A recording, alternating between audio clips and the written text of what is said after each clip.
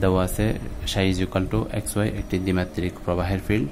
আমাদেরকে নির্ণয় করতে হবে প্রবাহটি অঘূর্ণনশীল, বেগ বিভব নির্ণয় করতে হবে। তারপর সাই এবং ফাই, এখান থেকে বেগ বিভব ফাই এবং শ্রুত ফাংশন সাই ল্যাপ্লাসের সমীকরণ সিদ্ধ করে কিনা যাচাই করতে হবে। প্রবাহ রেখা এবং বিভব রেখা বের করতে হবে। 1 নম্বর, প্রবাহটি অঘূর্ণনশীল, অর্থাৎ আমরা যদি কার্ল বের করি, অর্থাৎ del cross vector q is equal to যদি আমাদের 0 হয়, অর্থাৎ এখানে আমরা ডেলের সাথে কিউর আমরা ক্রস প্রোডাক্ট বের করব আইজেকে এভাবে। দেন তারপর আমরা বিভব বেগ বের করব, অর্থাৎ ফাই বের করব। দেন আমাদেরকে বের করতে হবে সাই এবং ফাই ল্যাপ্লাসের সমীকরণ সিদ্ধ করে কিনা।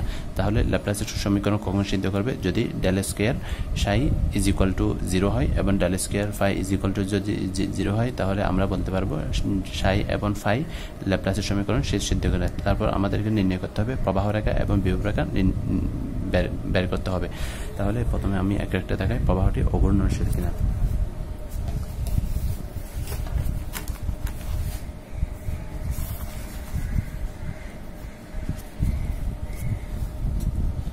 আমরা জানি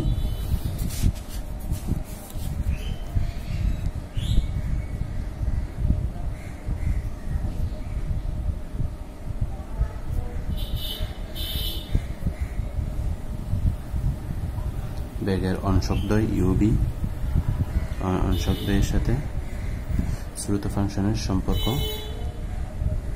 শ্রুত ফাংশনের সম্পর্ক হতে, তার আগে আমি এদিকে লিখে রাখি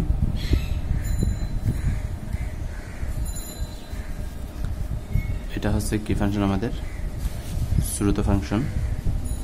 শ্রুত ফাংশনের ক্ষেত্রে শ্রুত ফাংশনের সাথে বেগ বিভবের সম্পর্ক u is equal to minus del psi divide by del y এবং v is equal to del psi divide by del x.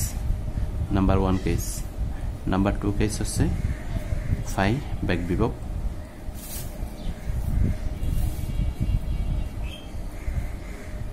বেগ বিভবের সাথে বেগের অংশকদের সাথে বেগ বিভবের সম্পর্ক হচ্ছে u is equal to minus del phi del x, v is equal to minus del phi del y. আমাদের এটা মনে থাকবে, এটা একটু করে কষ্ট করে আমাদেরকে মনে রাখতে হবেই। তাহলে বেগের অংশকদের সাথে শ্রুত ফাংশনের সম্পর্ক হতে আমরা জানি, আমরা এদিক থেকে আমরা লিখে ফেলি দেখে দেখে, minus del psi divided by del y, v is equal to del psi divided by del x. তাহলে গিভেন দেওয়া আছে আমাদের, কি দেওয়া আছে? Psi is equal to x y, এটা আমাদের দেওয়া আছে। এখন আমরা যেটা বের করব সেটা হচ্ছে ডেল সাই ডেল ওয়াই, এটা আমরা বের করব। তাহলে এখন আমি বাংলিশ লিখতেছি আর কি। তাহলে প্রথমে আমি ইউটা বের করি। ইউ ইজ ইকুয়াল টু আমাদের কি দেওয়া আছে? আমাদের দেওয়া আছে del psi divided by del y minus del del y, সাইয়ের মান এক্স ওয়াই। তাহলে ওয়াই ওয়াই চলে যায়, আমাদের 1 থাকবে। তাহলে আমরা কি পাই? Minus x, a minus x. That means u is equal to আমরা কি পেলাম? আমরা পেলাম মাইনাস এক্স। এটাকে আমি সুন্দর করে এভাবে দিয়ে দিলাম যাতে আমি পরবর্তীতে ব্যবহার করতে পারি। এবং ভি ইজ ইকুয়াল টু আমরা কি পাই? আমরা পাই del psi v is equal to del psi del x. That means del x x y, x x চলে যাবে, আমাদের থাকবে কি? আমাদের থাকবে শুধুমাত্র ওয়াই। সুতরাং বি ইজ ইকুয়াল টু আমরা কি পেলাম? আমরা পেলাম ওয়াই। শেষ, কাজ ফিনিশ। তাহলে গতিটি এখন আমরা কি জানি? দ্বিমাত্রিক গতির ক্ষেত্রে বেগ ইজ ইকুয়াল টু আমরা জানি u i plus v j. এখন আমরা মান বসাই। তাহলে মান যদি বসাই তাহলে আমরা কি পাই? আমরা পাই ইউ এর মান minus x I vector plus V এর মান ওয়াই জে ভেক্টর। তাহলে কিউ এর মান আমরা পেয়ে গেলাম। আবার তাহলে আমরা বলতে পারি প্রবাহটি অঘূর্ণনশীল হবে। সুতরাং প্রবাহটি কি হবে?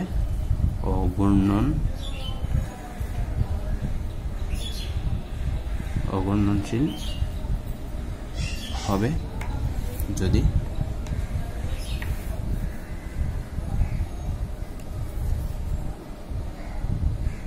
Curl q is equal to 0 হয়।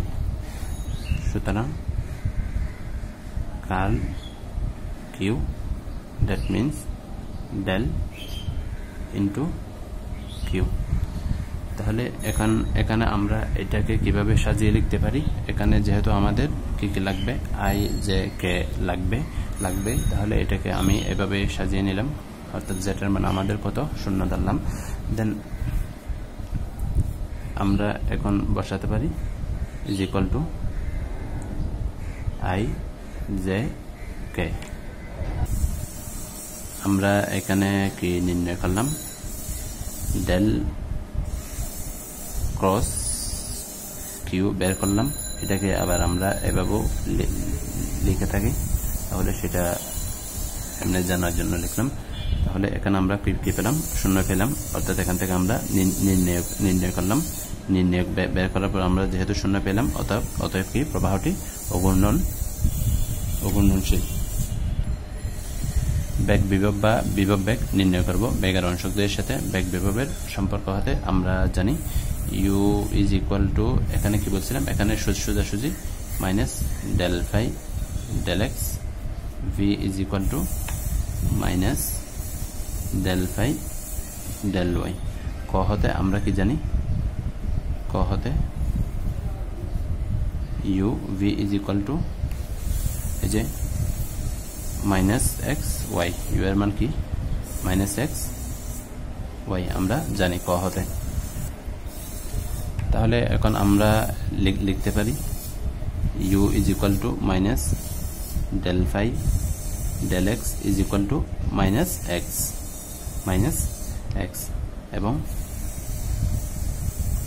এবং বি ইজ ইকুয়াল টু আমরা কি পেয়েছি? ওয়াই পেয়েছি। তাহলে v is equal to minus del phi del y is equal to y লিখতে পারি। প্লেলিস্ট চেক করে দেখুন আপনার কোনো ভিডিও ওখানে আপনি জানেন না এরকম কোনো ভিডিও ওখানে আছে কিনা, প্লেলিস্ট চেক করে দেখুন। তাহলে এখান থেকে আমরা লিখতে পারি del phi del x is equal to x, minus minus চলে যায়, এবং del phi del y is equal to y আমরা লিখতে পারি। এখন d phi is equal to del phi del x d x chain rule অনুসারে, তারপর del phi del y d y. আমরা কিভাবে মনে রাখবো? আমরা মনে রাখবো যে সাপোজ ফাইটা একটা কিসের ফাংশন? এক্স ওয়াই এর ফাংশন। আবার অনেক সময় আমরা কিভাবে লিখে থাকি? X is equal to x of x, অর্থাৎ এক্সটা এক্স এর একটা কি ফাংশন, অর্থাৎ আবার y is equal to y of x, এভাবে আমরা লিখে থাকি। তাহলে এখান থেকে আমরা চেইন রুল অ্যাপ্লাই করি। ফাই থেকে আমাদের কোথায় কোথায় যাবে? এক্স ওয়াই, আবার এক্সটা কার? এক্স এর, ওয়াইটাও কার? এক্স এর। এখন আমরা এক্স এর সাপেক্ষে কি করব? এক্স এর সাপেক্ষে আমরা পার্শিয়ালি ডিফারেন্সিয়েশন করব। তাহলে ফাই এর সাথে টোটাল ডিফারেন্সিয়েশনটা আমাদের কি হবে? Del phi. তারপর এখানে যদি আসি আমরা কি পাবো? Del phi del x del phi del y. আবার এখানে যদি আমরা করি, এখানে কি পাবো আমরা? del x অর্থাৎ তারপর এখানে আমরা কি পাবো dy ডিভাইডেড বাই dx। তাহলে এখান থেকে আমরা লিখতে পারি d phi ডিভাইডেড বাই, তাহলে আমরা কার সাপেক্ষে করব x এর সাপেক্ষে del phi d phi dx is equal to আমরা কি পাই তাহলে del phi del x dx plus del phi del y dy divide by dx। এখন আমরা যদি উভয় পাশে dx দ্বারা গুণ করি তাহলে d phi is equal to আমরা কি পাই এখানে 1, তাহলে dx del phi del x dx del phi del y dy, কারণ এখানে del x আমাদের কত থাকবে 1 থাকবে। তাহলে একটু দেখাই দিলাম আর কি। এখন আমরা যেটা করব সেটা হচ্ছে আমরা এখানে যদি এখন মানগুলো আমরা বসাই del phi del x এর মান কত x dx del phi del y এর মান মাইনাস y, তাহলে প্লাস মাইনাস হয়ে যাবে dy। এখন এটাকে আমরা লিখতে পারি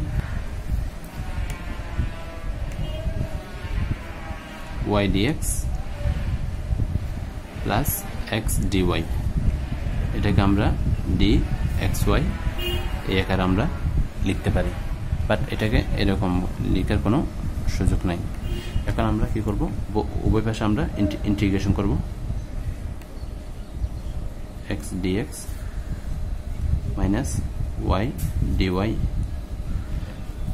তাহলে এখান থেকে আমরা কি পাই x square divide by 2 minus y square divide by 2 একটা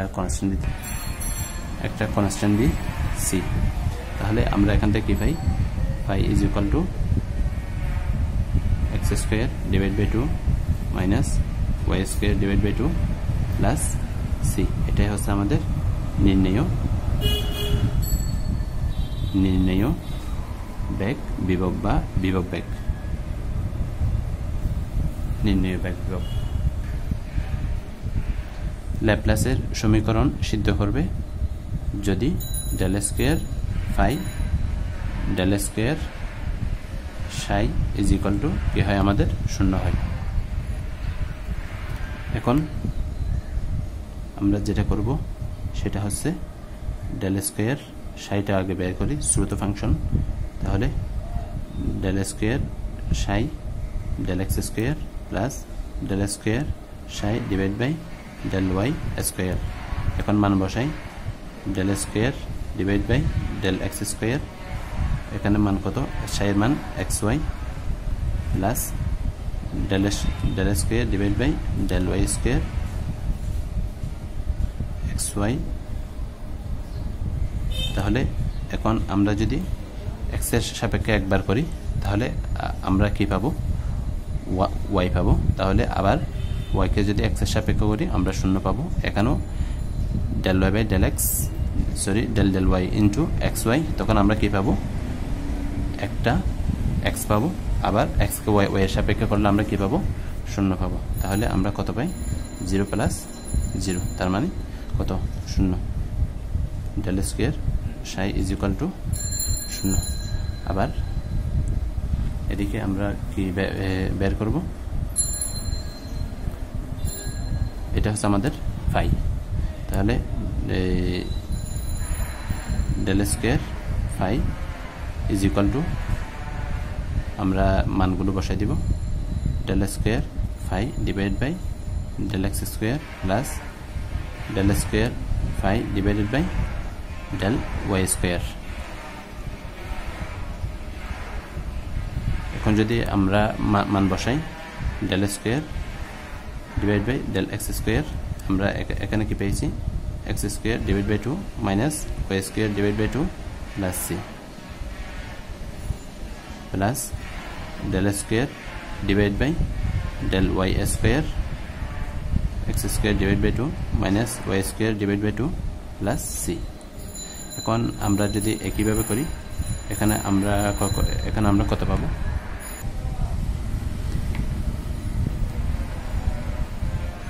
এক্স স্কোয়ারকে আমরা যদি একবার করি তাহলে আমরা কি পাবো? 2x। তাহলে 2 চলে যায়। আবার যদি আমরা করি তাহলে কত পাই? 1 পাই।